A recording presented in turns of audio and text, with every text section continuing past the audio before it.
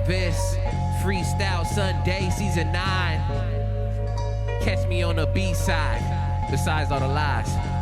Yeah, A from the B, it's just another letter that I'm writing and putting right into infinites. If not, then the intimates is getting hard when I be rocking and beating right on the instruments. But really it's trying to be a different line. If I'm not calm in the seed and it's common written, I'm inventing. But really you ain't doing technology, Amish living. But I'm just living the life, making it full. You can see the throttle thing, got it with the metal. Don't meddling in with all they meddling kids, because they meddling with what you want to give. So I say my stance is firm, never been laid down. I just say that I'm hitting haymakers take now. Many seconds, if not, they say hey now. Wait a minute, like you just ABK. But anybody can get it any single day. That means that sometimes it comes around your way. From the A side to the B side, you gotta let it be and just be on your vibe. Like from the A side to the B side, we gon' be live, serving up the lines. Like from the A side to the B side, we gon' be cool, chilling with the vibes. Like from the A side to the B side, we gon' be live, serving up the lines. Like from the A side to the B side, we gon' be cool, chilling with the vibes. I'ma be cooler than Icelandic, letting all these records just spin, cause I planted right down here inside to germinate. Seeing how the tree glows and flourish, man, I wait to prosper. Putting these words in, if not, they got a proctor. Another test, taking it to an exam. You can just see that this is more like Kazam. Hit him like I was Fred Gary, like bam. Listen to the stylistics. If not, then I get the style busy. All listens. I ain't gotta have a list for y'all just to listen. I wanna give you all lights and rhymes and distance. More like it sounds sop hidden through your ears. Man, it's just daylight soul. You see the fears, but really this is me trying to take self-care from the A side to the B side. That's where, man, from the A side to the B side, we gon' be live, serving up the lines. Like from the A side to the B side, we gon' be cool, chilling with the vibes. Like from the A side to the B side, we gon' be live, serving up the lines. Like from the A side to the B side, we gon' be cool, chilling with the vibes. We chill with it, it's so finite and more than it, but really it's getting in your mind. I'm indenting it and printing a rhyme in all styles. If you want to see it beyond to see the piles, masters of the universe manipulating all the different lines and frequencies I'm taking. Sometimes just to go ahead and study the force. You can see it all together, but you driving a Porsche. Really, this is more horsepower than a 4-hour, but this is 4 horsemen for the 4th hour. I just endower all the skills, cause you see that I'm spitting these flames like Hundower. But really you can see it from the Hunt's Tower in a minute, but really couldn't get hours to take a sign, making it feel my mind, making it feel like this is something else in my prime. But really this meridian's hitting it with the synonym. Bennett is really getting mad, it's all eating venison. But the dinner is chilling with a Michigan, funky with the DL, I'm living here in Tennessee. But this is just another denizen, a citizen of these skills, but really get it out and they feel. A.D.V.I.S. taking his mind to the field to blow you off and craft the style that would ill.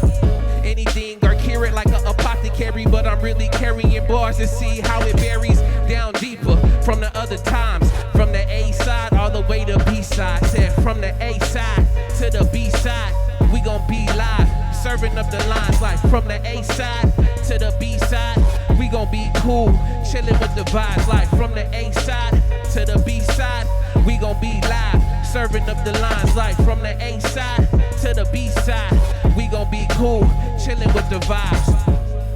And it's something that's hidden, so we bring it out to the light and see what it's given.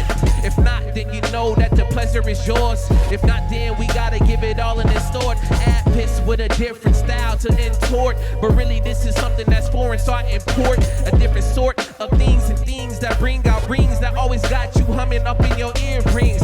Dr. Dreyin, who is this delaying every little sense and style? You see the main gratification delayed for the such, cause we see it on the side, but we always gotta rush into a style or rush into a place, not understanding how it takes its pace. In certain times, just on my philosophy, from the A side to B side, that's my philosophy. Like from the A side to the B side, we gon' be live, serving up the lines. Like from the A side to the B side, we gon' be cool, chilling with the vibes. Like from the A side to the B side, we gon' be live, serving up the lines. Like from the A side be cool, chilling with the vibes. For real, man, just chilling with these vibes. Understanding, man, the B-side, no matter on the records, no matter if it's A to B, Z, wherever it is, man. Gonna be giving you what you need, as well as bringing it with the cool vibes. From the A side to the B side. Peace. Peace and love, y'all. It's your brother A.D.V.I.S. here with another Know About Me. And for today's Know About Me, I'm going to talk about some movies, series, and trilogies that I watched and I got joy from watching. Partly my favorites, but at the same time, ones that I watched and I had fun watching them. With that, before I start, disclaimer, I'm terrible when it comes to watching movies, so there's a lot of movies that I have not seen. It's really difficult for me to sit down and watch a movie, especially if I'm not invested in it at all.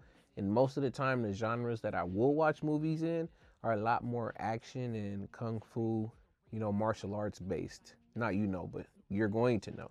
They're more martial arts based. So anything else like family comedies and things of that sort, serious, very like great documentary wise stuff, I just don't, unless somebody sits there with me and watches it with me, or they recommend it and we watch it together. Other than that, I'm only watching what I'm interested in. So with that being said, the ones that I'm going to speak on are as follows. Talk about The Matrix. We'll talk about The Raid. We'll talk about Rush Hour. And then I'm also going to talk about Holes. This is my favorite childhood movie. We'll put it there. And with that being said, the first one, with The Matrix, I don't know the particular year that it came out. I'm going to say somewhere between 97 and 99, but The Matrix itself is a cultural phenomenon that literally expands beyond just a movie. There's so many pieces and I should say knowledge and wisdom that's used even today when talking about red pill, blue pill, just ideologies in general of being able to see the world for what it is versus being stuck in a fantasy land and continuing to live life basically as ignorance is bliss, as in with rose-colored glasses and stuff of that sort. But the thing about The Matrix that I got joy from watching, not only learning how much it took for them to do those slow-mo shots with Trinity and Neo, all the work behind it, it's incredible that, again, they were able to get it funded based off of that. I had saw a recent video talking about it, but with The Matrix, there's a lot of philosophy that was very, not even necessarily old, but more so it's very applicable to, like I said, nowadays. But even in that set of time, being able to understand the circumstances that Neo and all the other folks are in, like very, very similar how his life was set up. It kind of reminds me of another movie, how it starts off, which is Wanted. Shouts out to Wanted. But his Neo in himself is just another person who's another being in this cog, in this will, a life, and being shown the truths and realities and figuring out which one you want to decide and where you want to end up going from Morpheus. I know there's a lot of different metaphors and breakdowns and like deep dives into the Matrix. I'm not gonna do no deep dive into the Matrix. There's plenty of videos breaking that down on YouTube and across the internet, so definitely go check those out. But the Matrix in itself, of course, the slow-mo moves are iconic. The pickings of the red and blue pill, getting into how AI and computers were being used during that time and how he could just sit there, be jacked into a computer, upload it, and learn all of the martial arts and fighting moves and stuff that he needed to know. It was very telling of a time where AI technology and different civilizations. What is a civilization, I should say, in the makings of were coming to an end, and how they needed the savior, to come and, change and basically reset all of this stuff. And I'm usually just stuck on the first one. Like, I do like the ones that follow after. The only one that I have not watched, because I've heard just terrible reviews and like they should have just kept it, was the fourth one, which is, I think that one was on what, is it Revelations? I think it's Revelations, because then there's the Matrix, then it's the Matrix Reloaded, then there's the Matrix Revolution, then I think is it Resurrection or Revelation? Y'all can get me on that, but that's why I haven't watched it yet.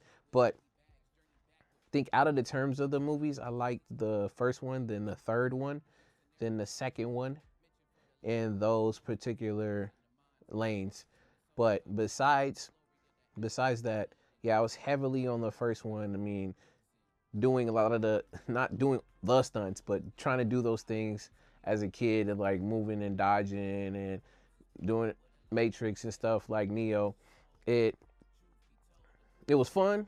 While now, as I got older, it's more so used in the context of breaking your mind away from the fabric of life and how we see things, and being able to have better perception about what's going on around you in the world, and how things that are seen a certain way is not actually what they seem. So being able to break it down into code. So I found that movie, again, not only I got joy from watching it, but it's very, very iconic, from the takes of the movements to the philosophy to how it's just so applicable to nowadays with what is being said and done. So the Matrix, first one especially, it's my favorite out of them.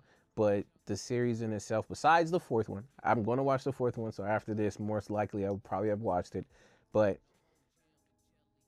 it was just a really, really good watch and a good time. I'm not no movie expert. I just watch what I watch and I say what I say.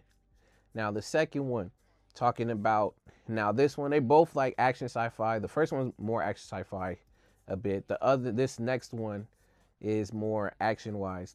And this one is the Raid 1 and 2.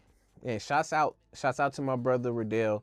He's the one that put this on, and I watched it and I was blown away. Like, I enjoyed it from the beginning to the end watching it. And most of the time is because of the fact that even though I don't study martial arts, I would love to study a martial art.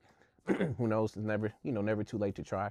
But the choreography in both of these movies, especially the second one, the end fight on the Raid 2, my goodness, man, impeccable. Like, I don't know how or what they did when it comes to choreography and just choreographing each of the moments and scenes of like being in sync. Like, it's like I can watch that last boss fight on the second one multitude of times. And on the first one, it involved the main character. He's a, say police officer for the lack of better words. And he's going in trying to bust his drug lord in this big building. And just getting the camera views and angles of him going up in each, not department, but apartment, and just leveling up to each one to get to the top to fight the boss it was super fire. Like I said, I enjoyed watching it from the beginning to the end, and it just was like, yeah, martial arts and these fighting movies is down my alley of me liking to just watch it on my own. So then from there, that's why I was just like wanting to watch more of it. I know there's in the talks of a third one, but I don't have all the full details of what they're going to be doing, or if they plan on still trying to revive it or not. I mean, as of right now, if I had to choose between 1 and 2, I definitely, just by a little bit, liked 2 better than the first one, which is saying something, at least from my opinion, saying something when it comes to you watching movies and they have either sequels or they have trilogies. It's very hard for those movies to keep up with the first one because it set the tone. But definitely in the Raid, they set the tone really, really good. And then in the second, they were able to capitalize and go further. That's just my opinion. Others might say differently, but that's just how I see it, because the choreography definitely was still on point from the first one to the second one. I don't want to put too many details, so you can go and watch it yourself. But again, great watch from beginning to end. Both the first, the Raid, which is the Raid Redemption, if I'm correct, that is called, and then just the Raid 2. Now, third, which the third one, because I like comedy. I've been talking to my friends about this numerous amount of times, and it's just something that I always will watch in rotation. But one of my favorite, if not my favorite comedic duo, is Jackie Chan and Chris Tucker. So that involves all the Rush Hours. And I know I'm not saying all of the years that these movies came out. I think Rush Hour came out in 99 too. I think that's like 90s. I mean, around the age and stuff. I was born somewhere in the area. I put it up. But when it comes to Rush Hour, man, so hilarious. But the jokes, especially nowadays, for some people, will be considered triggering and crossing the line heavily. Not only because there's just a lot of just racial jokes, as well as in the movie too, Jackie Chan got away with saying the N-word. What's up, my nigga? I don't know if folks remember that, but he got away with saying the N-word in the part where they're going to go talk with his cousin, who also runs the martial arts, not martial arts, but his cousin, who at this point, you know, he deals within the community and stuff. And they're in the pool hall in this bar. And yeah, he ends up copying what Chris Tucker did in the movie, where basically Detective Carter in the movie, that it still makes me laugh because of the fact, like, yo, he actually got away with that. But beyond that, their synergy in the movies made it so fun to watch, and all the different moments of, like, this is some greasy mess. I'm not gonna say the word itself. Damn, Chan, some greasy shit. We're iconic, literally not touching the black man's radio. The song by Edwin Starr, War. And shouts out to Edwin Starr. If y'all didn't know, he also has another song called Stop the War, as still has a very similar cadence to War itself. But that was an iconic end of the movie when they played that.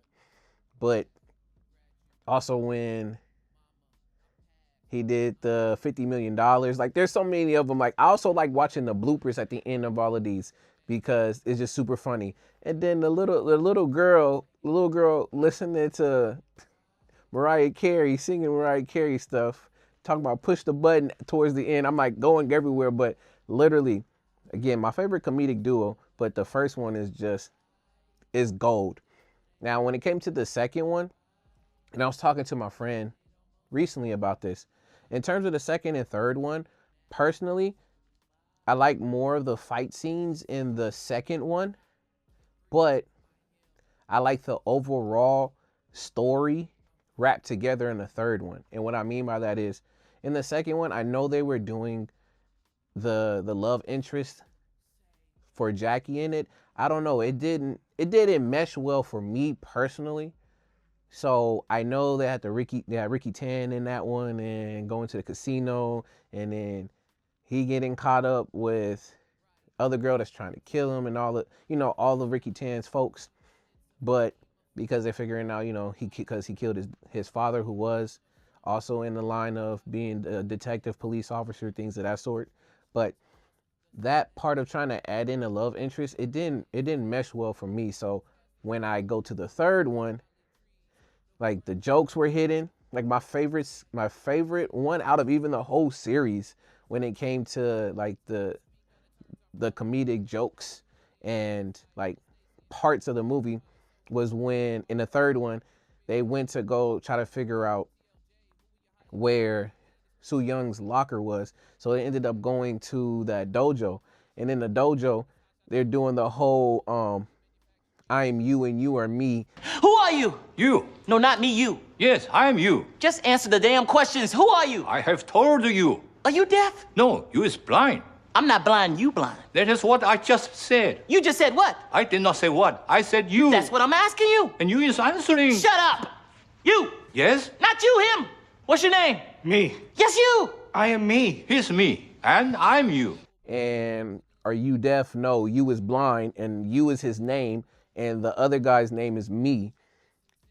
It reminds me of, if you guys know who Abbott and Costello is, it reminds me of their comedic skit, Who's on First? Like that whole setup of using, English language to confuse. That, it's hilarious. So out of the third, like that's my favorite overall from the three of like the comedic jokes of that, the person being you and the other guy being me. So the you, me, him, them, all of them. You, me, everybody's ass around here. Him. Hilarious. But I like the overall set for Rush Hour because of that, or at least Rush Hour 3 versus Rush Hour 2, because altogether, even the love interest in Rush Hour 3, it was done in a very comedic way, which I thought was just funny. Versus the first one, it was like semi trying to be serious, but at the same time, like I said, it didn't work well for me. So that's why when I ranked them, I go the first Rush Hour, then I go Rush Hour 3, and then Rush Hour 2. If they didn't put that love interest part in Rush Hour 2, I most likely would have them still in the right order that what they were, which would be Rush Hour 1, Rush Hour 2, and then Rush Hour 3. I know they're working on a fourth one. Supposedly there was a post that even the president was wanting the fourth one, but I won't dig any more into that. But my favorite comedic duo for sure, Jackie Chan and Chris Tucker. Those movies, I can watch them over and over and over. All three of them, for sure. And lastly, but not least at all, one of my favorite childhood movies that not only the soundtrack was also fire, but just the messages, and I used to read it because it was a part of our required reading back in elementary school, and that was Holes.